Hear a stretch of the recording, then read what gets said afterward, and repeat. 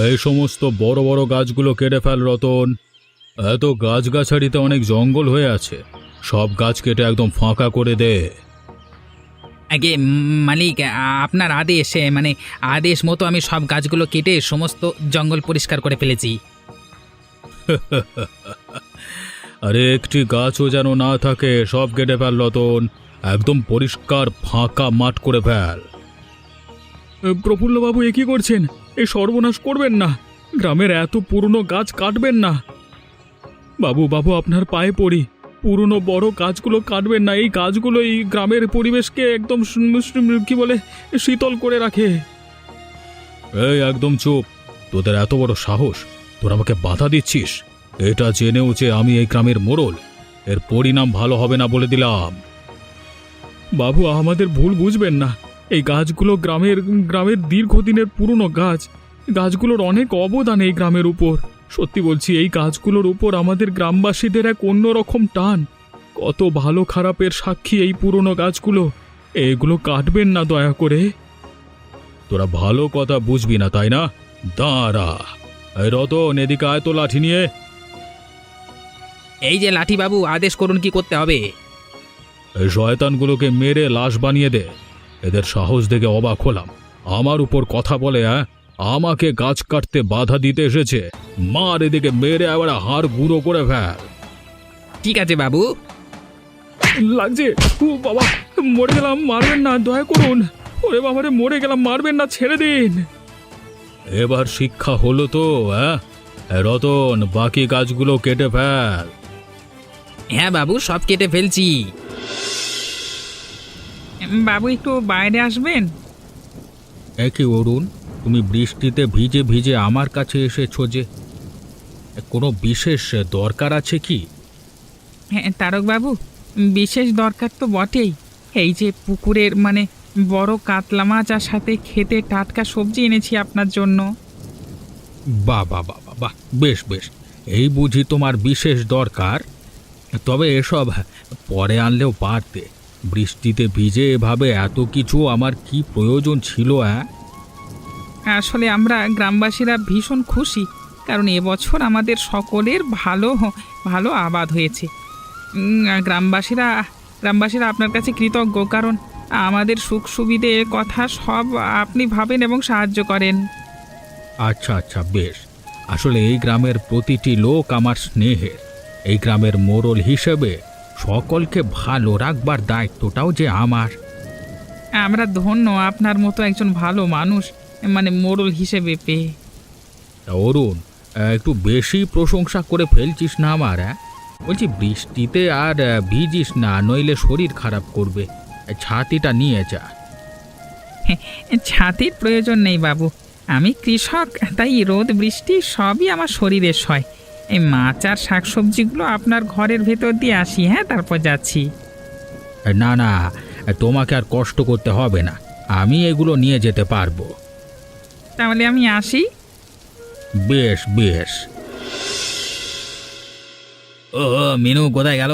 আরে একটু ঠান্ডা জল দাও, জল তেষ্টা একদম গলা শুকিয়ে যাচ্ছে। আর ঠান্ডা জল? এই গ্রামে ঠান্ডা বলে কিছু আছে নাকি? দিন দিন আমাদের গ্রামটা একটা মরুভূমিতে পরিণত হচ্ছে। নদীর জল শুকিয়ে গেছে, যেটুকু জল আছে সেখান থেকে বিকেলে এক কলস জল নিয়ে এসেছি। তবে ঠান্ডা হবে কিনা বলতে পারছি না। উফ, তাই দাও, আর পাচ্ছি না। এই গরমে মনে হচ্ছে গায়ে যেন একেবারে ফোসকা পড়ে যাচ্ছে।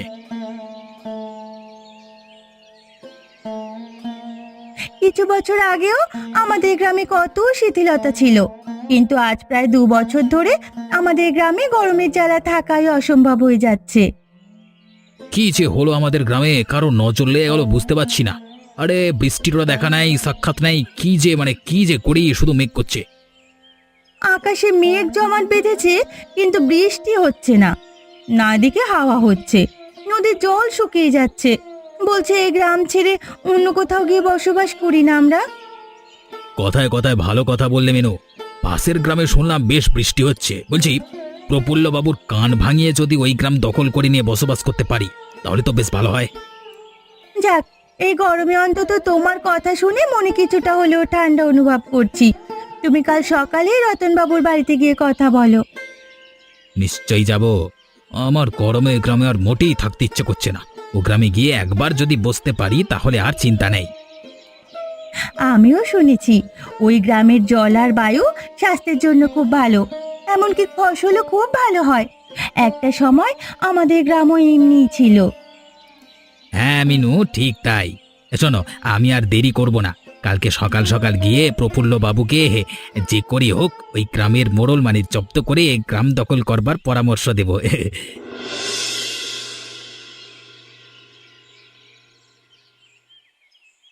কি গো, আজ তারক বাবুকে মাছ সবজি সব দিয়ে এসেছো তো? হ্যাঁ রুনা, আজকে সকালেই দিয়ে এসেছি। তারকবাবু খুব খুশি হয়েছেন। যাক, ভালোই হয়েছে। এই বছর আমাদের গ্রামের জন্য ভীষণ শুভ, কারণ প্রায় সকলেরই ফসল খুব ভালো হয়েছে। হ্যাঁ হ্যাঁ, তাই তো। আসলে এবার বৃষ্টিও খুব ভালো হয়েছে, যার জন্য ফসলের পক্ষে উপকৃত হয়েছে আর কি। নদীর জল বেড়েছে এবং ছোট ছোট মাছও পাওয়া যাচ্ছে। এমনকি গ্রীষ্মকালেও আমরা গ্রামবাসীরা গরমে তেমনভাবে কষ্ট পাই না। হ্যাঁ করো, আমাদের গ্রামের চারিপাশে তো গাছগাছড়াতে ঘেরা। এই ভালো সময়ের জন্য আমাদের গ্রামের মোড়ল তারক বাবুর অনেক অবদান। উনি গ্রামের উন্নয়নের জন্য প্রতিটি ঋতুতে সব সময় তৎপর হয়ে কাজ করেন। ঠিক তাই, আমি ওনাকে সকালে আজকে এ কথাই বলেছিলাম। হ্যাঁ গো, বলেছিলাম আমাদের এই গ্রামের এই সুন্দর সময়টা একটু সকলে মিলে একসাথে আনন্দ করা যায় না? আনন্দ? কিন্তু কি করে? গ্রামের সকলে মিলে একসাথে খাওয়া দাওয়া, গান বাজনা, উল্লাস করা, আর সেখানে তারকবাবুকে প্রধান অতিথি হিসেবে নিমন্ত্রিত করা। বাহ, খুব ভালো ভাবনা তোমার।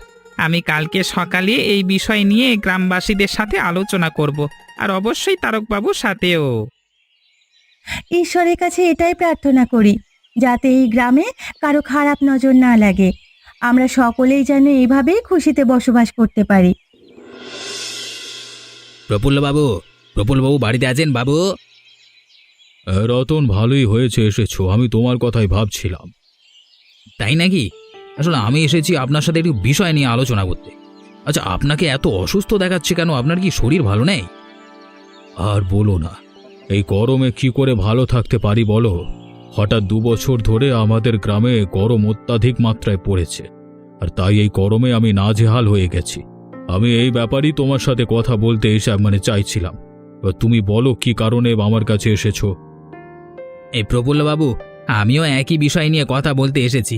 নদীর জল শুকিয়ে গেছে, আকাশে মেঘ জমাট বেঁধে গেছে, কিন্তু বৃষ্টির নামগন্ধ নেই। আমাদের গ্রামটা এরা গুমোট গরম মানে তপ্ত হয়ে আছে। কি যেন হচ্ছে। গ্রামের অনেক লোক গ্রাম ছেড়ে অন্যত্র চলে গেছে। ব্যবসা বাণিজ্য একেবারে বিগড়ে গেছে। তাই এই পরিস্থিতি থেকে বাঁচবার উপায় করতে আপনার কাছে এসেছি। যাক, এবার তুমি আমাকে বলো যে এই গরম থেকে কিভাবে মুক্তি পাওয়া যায়। শুনেছি পাশের গ্রামে পরিবেশ ভীষণ শীতল আর স্নিগ্ধ, সেখানে খুব ভালো বৃষ্টি হচ্ছে। তাই গরমের প্রভাব অনেক কম।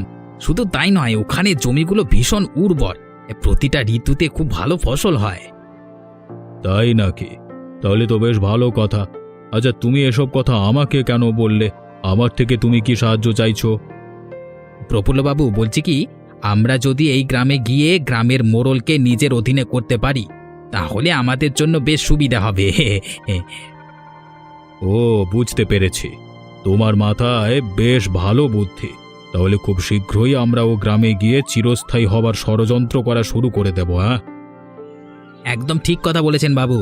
আমি আর আমার স্ত্রী দুজনে মিলেই পরিকল্পিতভাবে ওই গ্রামে অতিথি হয়ে যাওয়ার একটা উপায় বের করব। বেশ বেশ।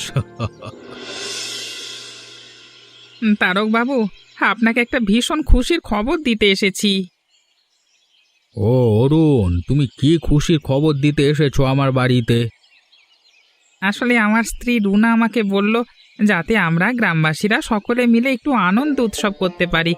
গ্রামের উন্নতি এবং সকলের সুখের কথা ভেবে এই পরিকল্পনা করতে চলেছি। আপনি যদি দয়া করে আমাদের অনুমতি দেন তাহলে আমরা প্রস্তুতি শুরু করতে পারি। বাহ, এ তো বেশ ভালো কথা। তোমরা সকলে আনন্দ করবে আর আমি অনুমতি দেব না, সেটা কি করে হয়? অরুণ, তুমি প্রস্তুতি নাও, আমি তোমার সাথে আছি। ধন্যবাদ ধন্যবাদ। আমি আজ থেকে সকল গ্রামবাসীদের ঘরে গিয়ে বলে আসছি এই মিলন মেলায় সকলে মানে যে যার মতো করে আনন্দ উৎসব করবে। হ্যাঁ, আমি তোমাদের এই আনন্দ মেলায় অন্যভাবে সহযোগিতা করব, কিছু খরচের বোঝা আমি নেব। আমি জানতাম তারকবাবু আপনি আমাদের এই বিশেষ আনন্দ উৎসবে সহযোগিতা করবেন। আমরা গ্রামবাসীরা সত্যি আপনার কাছে কৃতজ্ঞ হয়ে থাকব। আরে না না, আমার এত বেশি প্রশংসা করতে হবে না। সময় নষ্ট না করে তুমি গ্রামের সকলকে বলো যাতে সকলেই বিশেষ সম্মেলনে অংশগ্রহণ করে। হ্যাঁ, বাহ, এই তো বেশ ভালো কথা। এইবার খেলা জমবে। এরপর ওই গ্রামে একবার গিয়ে সেখানকার কিছু লোকদের হাত করতে হবে, বুঝলে?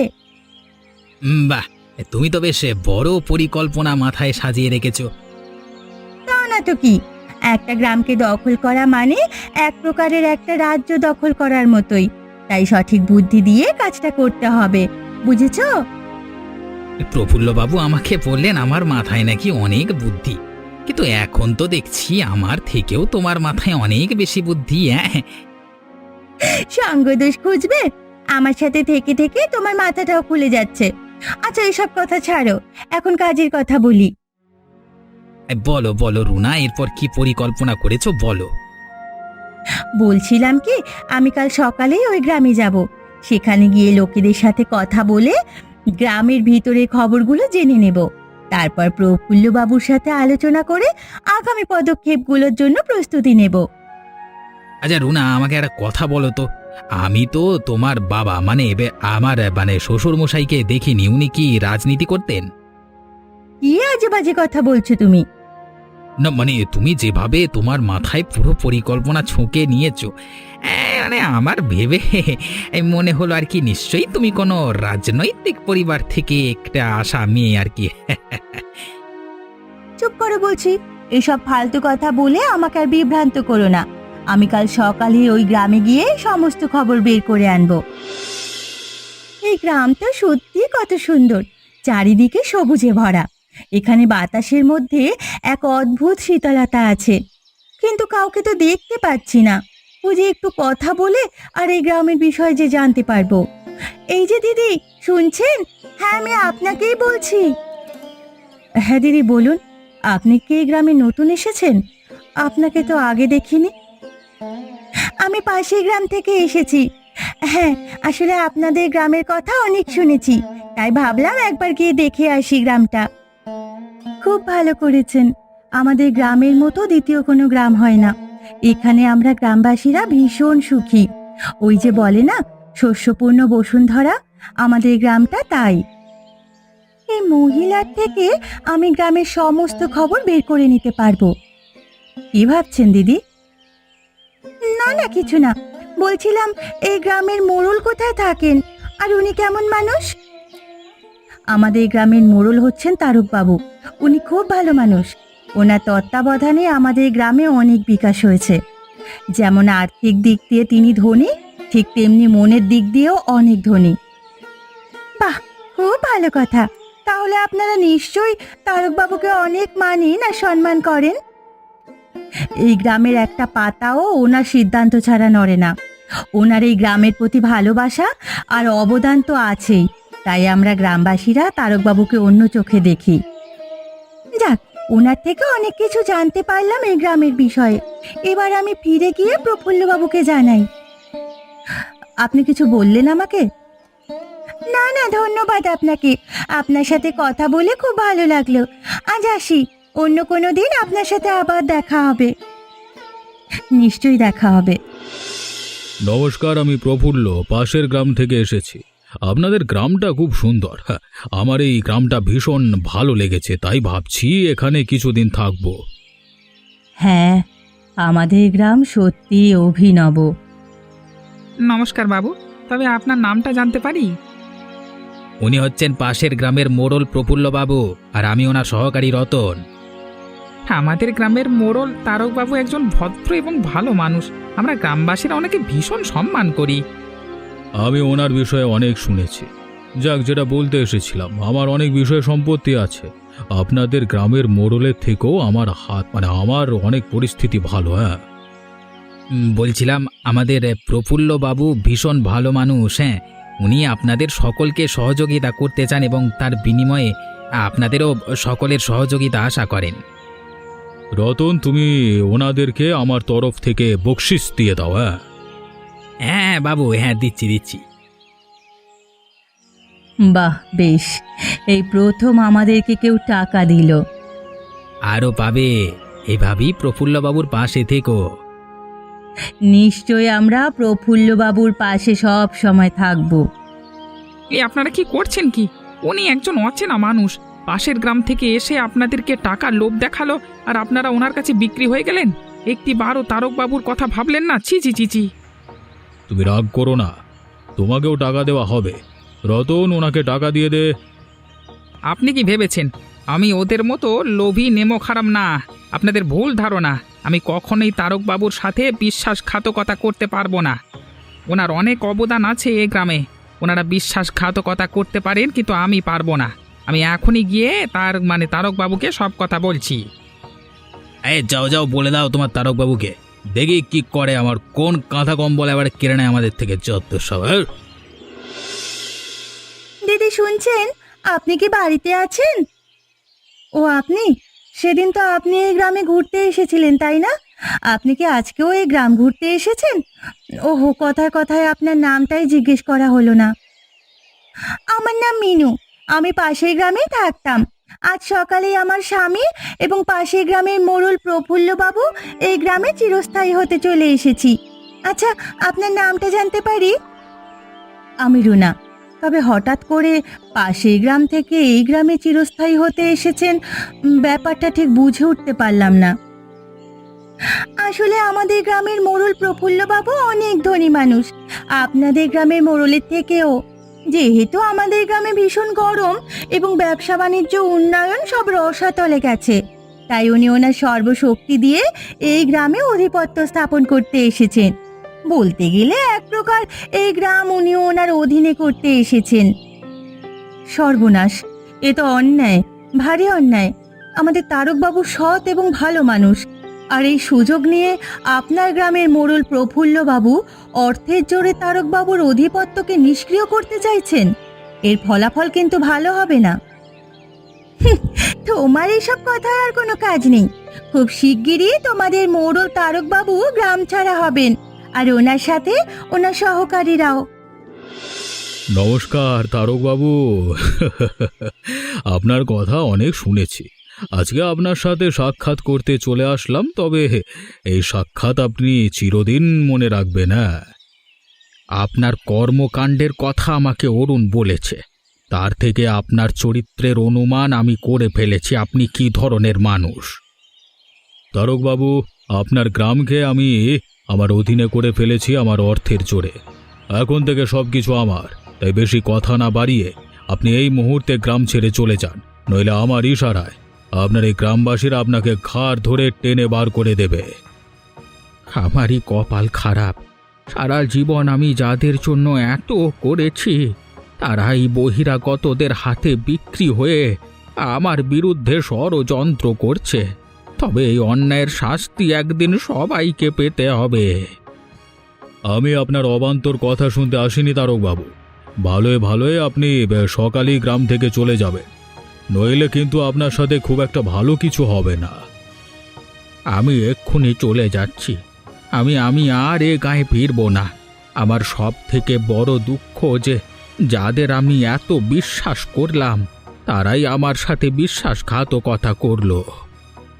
তারকবাবু, আমি এবং আমার স্ত্রী রুনা আমরাও আপনার সাথে গাঁ ছেড়ে চলে যাব। আর কেউ মনে রাখুক আর না রাখুক, আমরা আপনার অবদান মনে রেখেছি, তাই আপনার এই কঠিন সময়ে আপনি আমাদেরকে সব সময় পাশে পাবেন। বাহ, সত্যি এই বিপদের সময় যে তোমাকে আমি পাশে পাবো সেটা আমি ভাবতে পারিনি। অন্তত কেউ তো আমার বিশ্বাসের মান রেখেছে। তারকবাবু, আর এখানে এক মুহূর্ত থাকা ঠিক হবে না।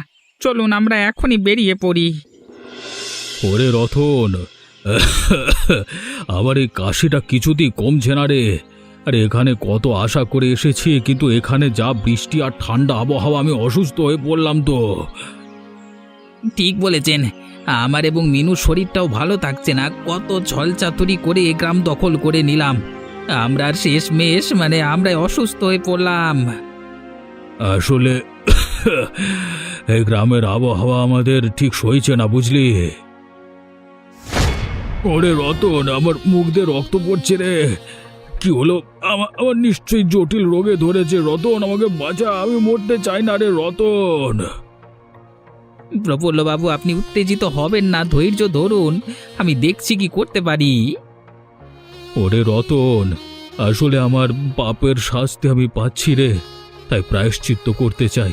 আমরা তারক বাবুর সাথে যা অন্যায় করেছি তার ফল শুধু এই ভোগান্তি। আরে বাবা, আমার অনুরোধ রে, যে করি হোক তারক বাবুকে গ্রামে ফিরিয়ে নিয়ে আয়। ঠিক আছে প্রফুল্লবাবু, বলছিলাম কি, আমি না গিয়ে যদি মিনুকে পাঠাই তাহলে কেমন হয়? আমার চেয়ে মিনু বোধহয় ভালো করে তারকবাবুকে বুঝিয়ে আনতে পারবে।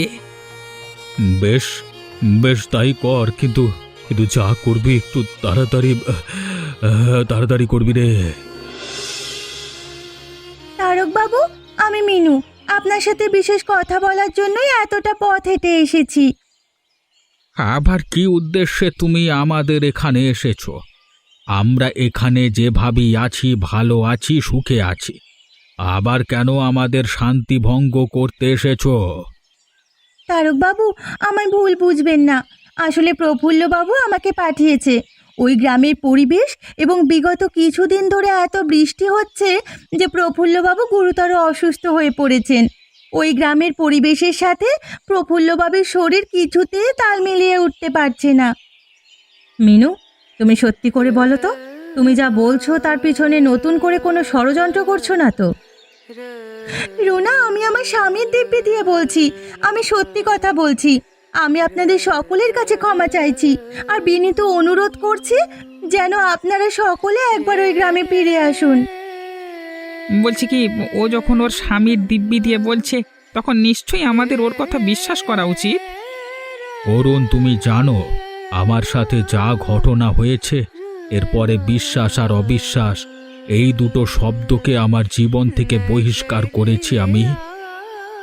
আমি জানি তারক বাবু, আসলে আপনার সাথে যা ঘটেছে তার পিছনে আমারই বুদ্ধি ছিল, কিন্তু আজ আমি আপনাদের সামনে স্বীকার করে কিছুটা পাপের বোঝা থেকে মুক্ত হলাম। এবার দয়া করে আপনারা সকলে ফিরে চলুন।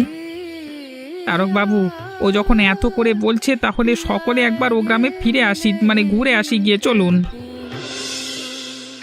কে প্রফুল্লবাবু, আপনি আমাদের ডেকে পাঠিয়েছেন? তারক বাবু, আপনি আমাকে ক্ষমা করে দিন, শুধু আমাকে নয়, আমাদের সকলকে। তারকবাবু, আমি আপনার সাথে বিশ্বাসঘাতকতা করেছি। আমি জানি আমার ভুলের কোনো ক্ষমা হয় না, কিন্তু তাও যদি একবার সম্ভব হয় আমাকে ক্ষমা করে দিন। তারকবাবু, এই মুখটা আপনাকে দেখানোর সাহস ছিল না, কিন্তু একটি বার আপনার ক্ষমা না চাওয়া শান্তি পাচ্ছিলাম না। যদি সম্ভব হয় ক্ষমা করে দিন। বেশ, তোমাদের সকলের অনুশোচনা দেখে আমি তোমাদের ক্ষমা করে দিচ্ছি। আপনার সাথে আমি অনেক ছলচাতুরি করে গ্রাম থেকে বার করে দিয়েছিলাম। আপনার থেকে যা কিছু নিয়েছিলাম সব কিছু আপনাকে ফেরত দিয়ে দিলাম। আমি আর রতন আর আমরা সব যারা এসেছিলাম এই গ্রাম ছেড়ে চলে যাচ্ছি। কিন্তু আপনাকে আমি এই অবস্থায় যেতে দেব না। আপনি আগে ভালোভাবে সুস্থ হয়ে নেন, তারপর আপনি আপনার গ্রামে ফিরে চলে যাবেন। ধন্যবাদ তারক বাবু, সত্যি আমার নিজের উপর ঘৃণা হচ্ছে ভাবলে যে আমি আপনার মতো মানুষকে ঠকিয়েছি। প্রফুল্লবাবু, তবে আপনার আমার একটা কথা মানতেই হবে। কি কথা তারক বাবু? আপনি হুকুম করুন, আর সব কথাই মানব আপনার, বলুন। আপনি সুস্থ হয়ে গ্রামে ফেরবার পর সারা গ্রামে গাছ রোপণ করবেন। হ্যাঁ, কি করবেন তো? নিশ্চয় নিশ্চয়, শুধু আমার গ্রামে নয়, আশেপাশের সমস্ত গ্রামে আমি গাছ রোপণ করব, কথা দিলাম। এমনই মজার মজার গল্প দেখতে আমাদের চ্যানেলটিকে সাবস্ক্রাইব করতে ভুলবেন না।